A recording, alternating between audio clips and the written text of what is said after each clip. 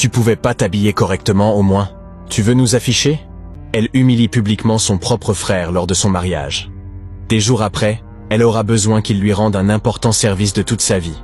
Il n'a pas encore digéré. Suivez cette histoire de famille. Karine n'avait jamais donné un franc à son frère. Jamais. Pas par oubli. Par choix. Elle était riche. Lui vivait simplement. Sans plainte. Sans demande. Junior s'est toujours suffi de sa modeste vie.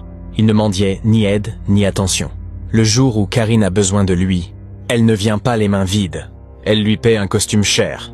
Elle parle d'image. De poste. De recommandation. J'ai besoin que tu viennes témoigner pour moi.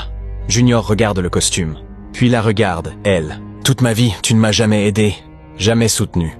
Et aujourd'hui, tu veux m'habiller parce que tu as besoin de moi. Il marque une pause. Si je dois venir, je viendrai comme je suis. Parce que c'est comme ça que j'ai vécu, sans toi. Karine dit qu'elle va réfléchir. Elle laisse une carte de l'entreprise sur la table et part. Elle rappelle plus tard. Elle insiste. Junior ne cède pas. Alors Karine va chercher quelqu'un d'autre. Mais à l'entretien, la personne parle sans conviction, sans profondeur, sans vérité. La réponse tombe. Karine s'effondre.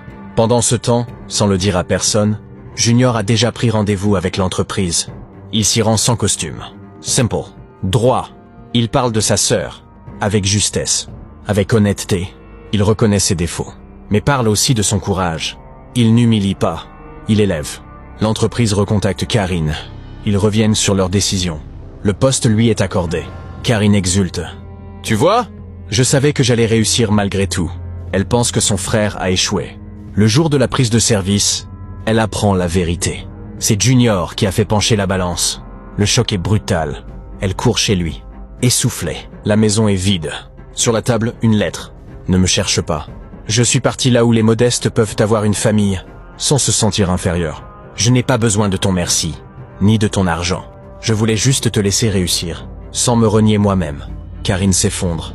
Elle a gagné un poste, mais elle a perdu son frère. Et cette fois, il n'y aura aucune recommandation. Pour réparer ça, leçon de vie. On peut réussir grâce à quelqu'un qu'on a toujours méprisé. Mais quand cette personne s'élève sans rancune, elle s'éloigne souvent pour toujours. Et certaines pertes arrivent au moment même où l'on croit avoir tout gagné. Elle avait oublié que la famille, c'est sacré. La famille, c'est la racine.